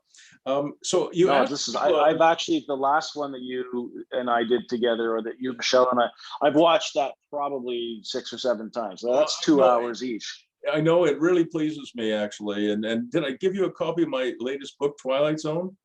I did get it. Yes, thank you. You should read that. Yep, I will. Absolutely. I have it right here on my desktop. Yep. Because You know, it talks a lot about real. I mean, it's supposed to be a good story. Hopefully, you'll enjoy the story. You know, it's a love story as well. Love found, love lost, love regained. You know, it's about, you know, working hard. And, you know, I write stories about people who have good values, you know, family values, and they're not druggies. They're not, you know, mass murderers. I mean, you know, you know, there's lots of people who write that stuff. You don't need any more from me. Yeah. But I write about people like you and me, frankly, who are just trying to, you know, peacefully get ahead in life, and they struggle for sure. We all struggle, but there's a lot of real estate in it, and a lot about how to take a town that's fallen on hard times and bring it back to life. So I'm trying to get as many people who are my acolytes or disciples, you know, to read it, because I think you'll learn something about not just how to improve individual properties and how to think about real estate maybe in a different way, but you'll think about towns and cities differently, I think. Okay. So I hope Good, you'll good. take the time to get through it. But one of the things I wanted to talk about was, you asked me a question: how do you buy abandoned and not listed for sale properties? So We see a lot of those when we're driving on the bike. exactly. So you know, one of the ways to get properties that are not listed would be to know people like me, you know, who you know, I have thousands of clients across Canada and the States, and you'd be amazed at how many deals are going on amongst the people I know, right? I bring them together, and you know, so I think knowing people, and as I get older, you'll have to find somebody else, but you know, knowing people who are really plugged into the industry that you're interested in helps, okay? Because they can show you things that maybe you wouldn't see on MLS. The other thing though that I look for, and you know this already, is I really look for things on MLS that are aging. And you can look at properties, your realtor can look for properties that have high DOM. DOM stands for days on market. Yeah. The realtor can, for example, a lot of my clients who like residential are buying properties that have detached garages. And if your realtor knows anything about the system, you can actually search and pop out of the MLS system properties that have detached garages. And we're converting, clients of mine are converting, you know, dozens of these in not just in Ottawa, but all across Canada. The States are converting many of these to coach houses or workshops. All right. So the MLS actually is a good system.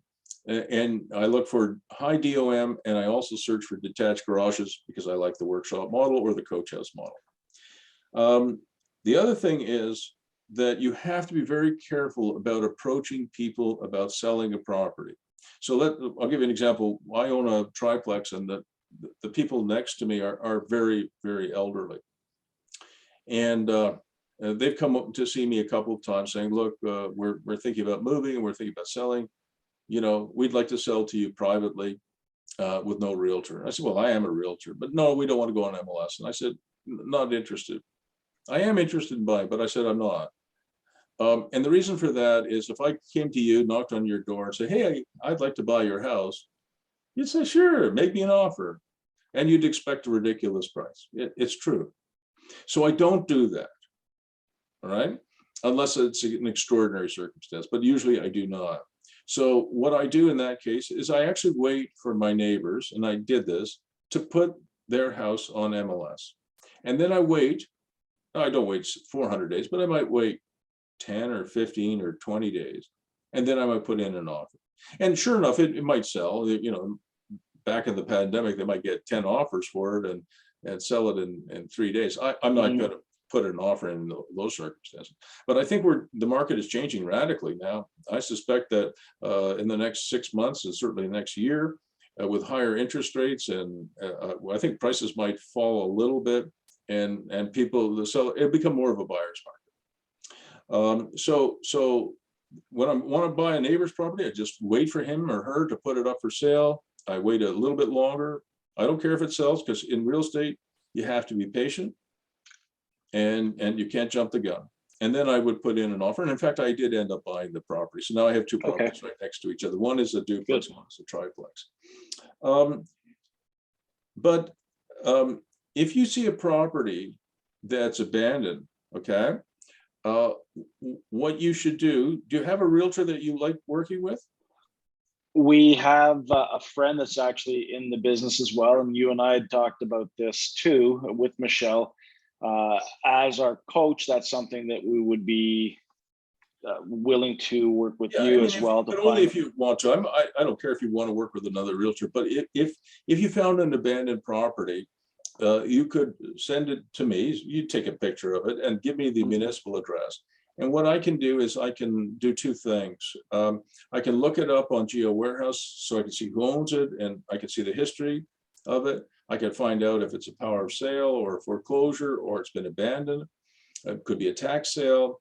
I can also look on the MLS system to see when it was last listed. So here's what I do. Let's say that you on your motorcycle, you see this place, it's 492 Any Street. And so Yeah. that place looks like it's abandoned. Take a picture of it, write down its address, email it to me. And then I find out that 2 years ago, it was listed for sale by, Bill Smith Realtor out of, wherever, out of the small town.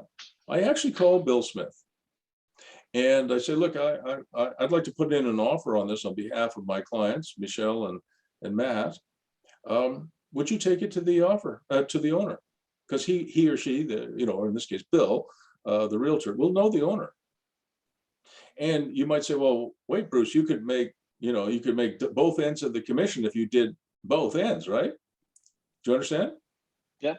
But I don't do that. I dig up the realtor who had it last listed, and I said, look, I want to work with you. And he said, really? Yeah, I'll give you half the commission, because that way, number one, you're never in a conflict of interest, and number two, you are relying on the previous, hopefully good relationship between the realtor and the owner,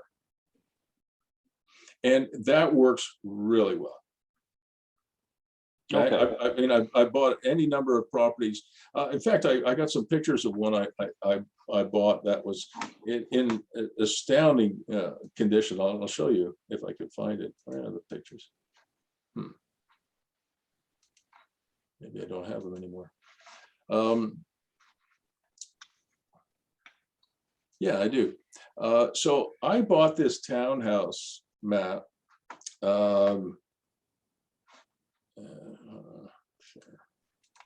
I bought this townhouse. It's got to be 15 years ago now, and let's see if I can get a picture of it where you can see it kind of.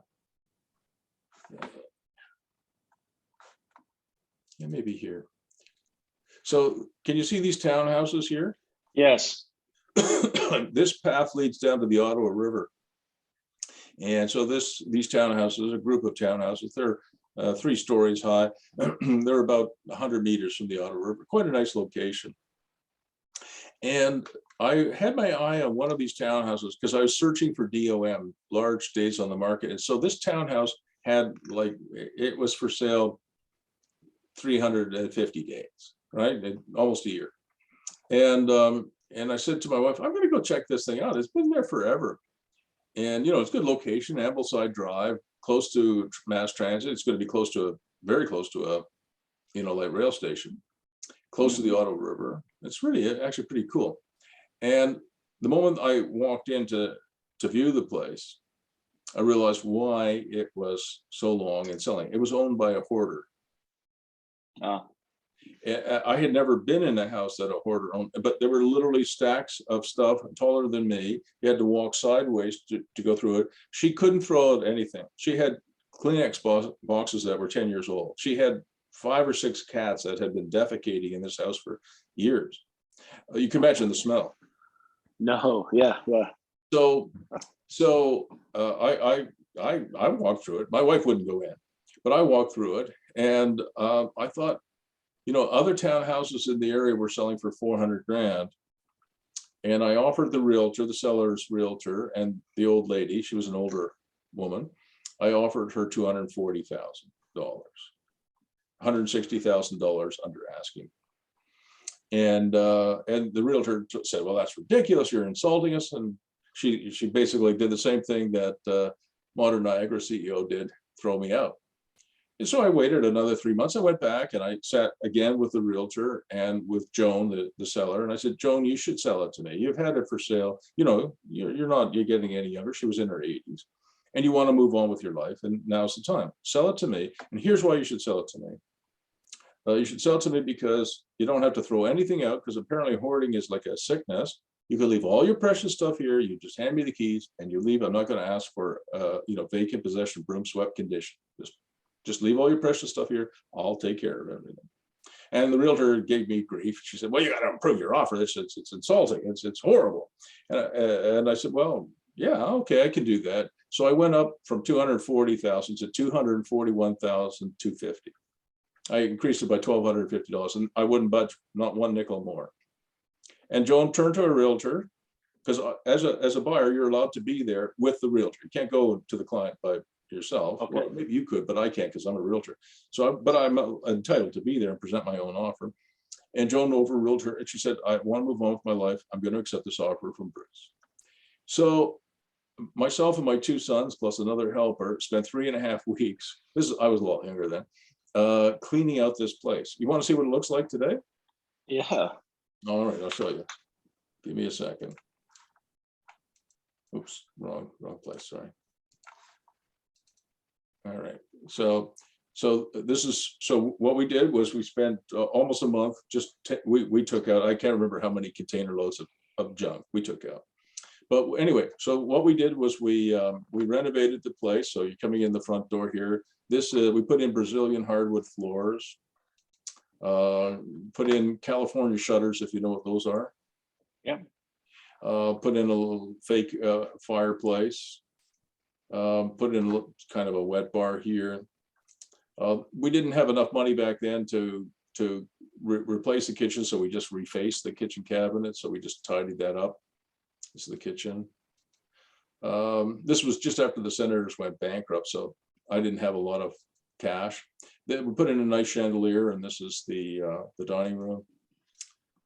This is the living room with the Brazilian hardwood, California shutters. And you see these 3 holes in the drywall? We cut those to let the light come in, because this faces west, so the light could come into the interior, which was really nice. You have a bit of a cathedral ceiling here. Then that's just another shot of the living room. Then there was already a fireplace there, which had been hidden. We didn't even know it was there. All we did was add a mantle place. That's my wife's desk there. This is a powder room. Again, we just sort of tidied it up and added some chandeliers. Stacked washer and dryer, which we added. Then we added the Brazilian hardwood and carpet down the stairs. Then this was the master bedroom. That was the bathroom, which again, we didn't have the money to fully renovate. We just sort of prettied it up. Then we go down another flight. This was another main bedroom. Then that's just another shot of it. There's the bathroom. It's a big bathroom, but again, couldn't afford at that time to do anything with it. This is I used this as my office, and it had its own patio door, so I could walk out and go down to the river.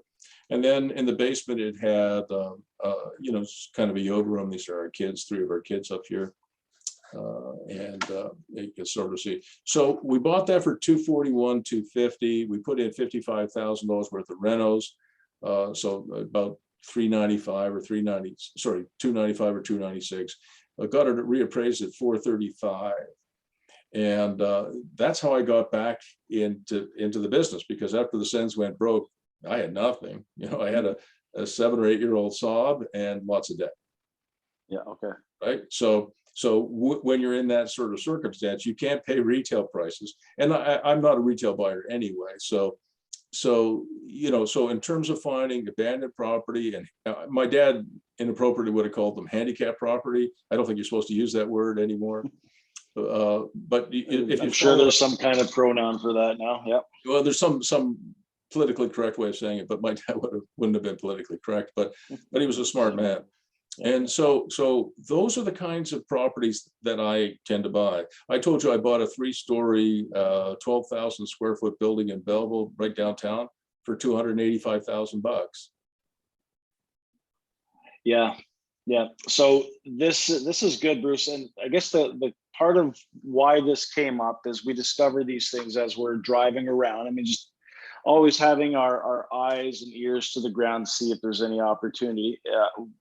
I do recall the first interaction that we had. If you're looking for, you know, a 100 bedroom apartment that cash flows, that you may as well buy a lottery ticket. So I think that's right. Yeah, and so we're fine with that, and we agree. It's just trying to find these things is, if you would work with us as a realtor, you'd have access to that because of your network, not these winning lottery ticket things, but properties that have, you know, the ability. Matt, these are properties that other people look at, and all they can see is all the crap and the horrible smell.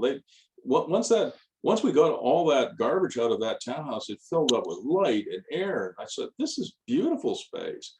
And you know, but look, people have been seeing this thing, but you know, like my wife, I mean, I love her, but she wouldn't even go in, right? I mean, it's just the smell and the disgusting nature of it. But it doesn't bother me. The structure was good. And I just, the location was fantastic. And, you know, I mean, those townhouses would be worth $700,000 or $800,000 in no time. Yeah. Yeah. But absolutely. So it's not a question of buying the lottery ticket. And you're right about that. It's a question of being able to see opportunity and then seize them.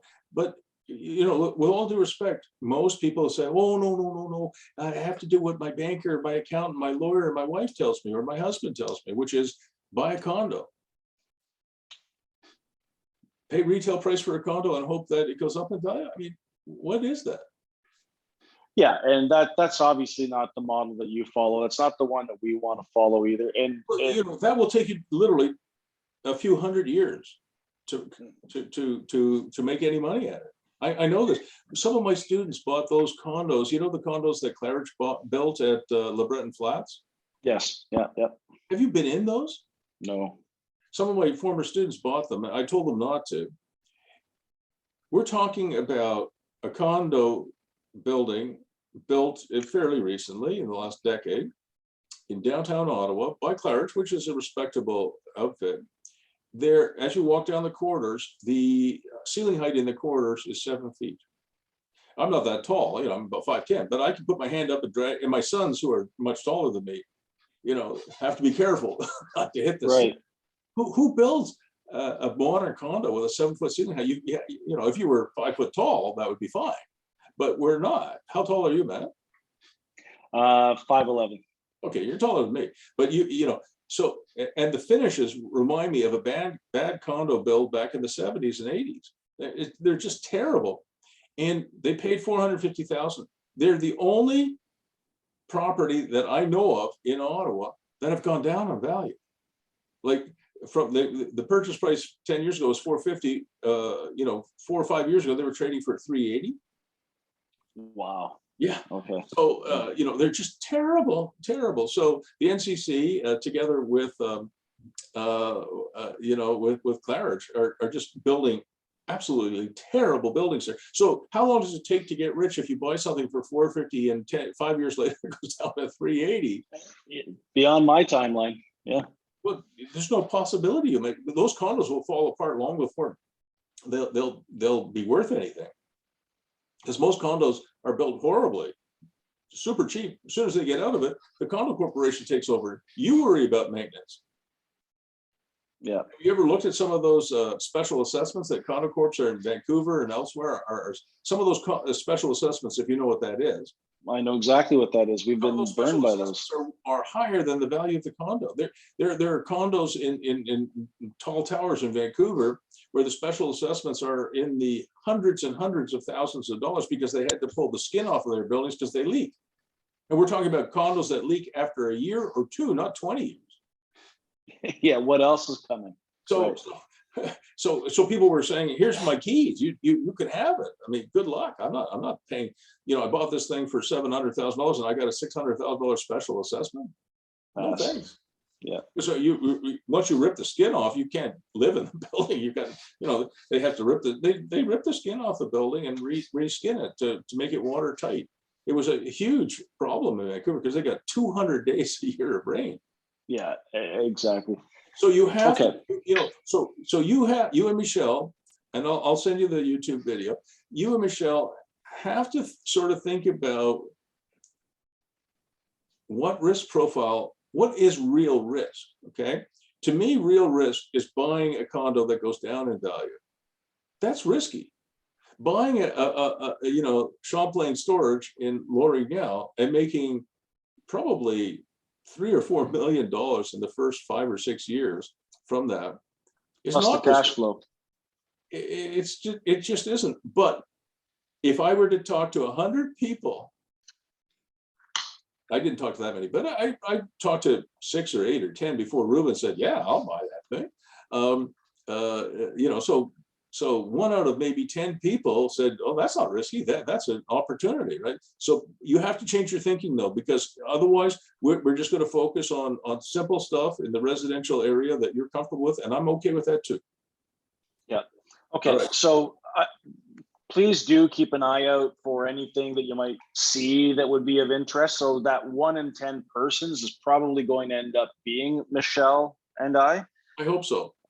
Yeah, so do I. And then we can look at rehabilitating and animating and Habu for Navan, maybe at a later date. I think we just want to get off the treadmill right now. We want to do it for ourselves. I would rather pull $260,000 out of Navan and go buy ProLock. Bingo. So that's what we're talking about.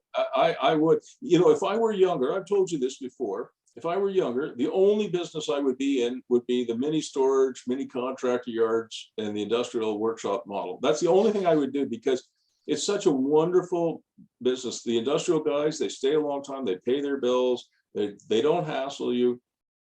It's a great space. I mean, residential, is good, but you can only put your rents up 1.7% every 2 years.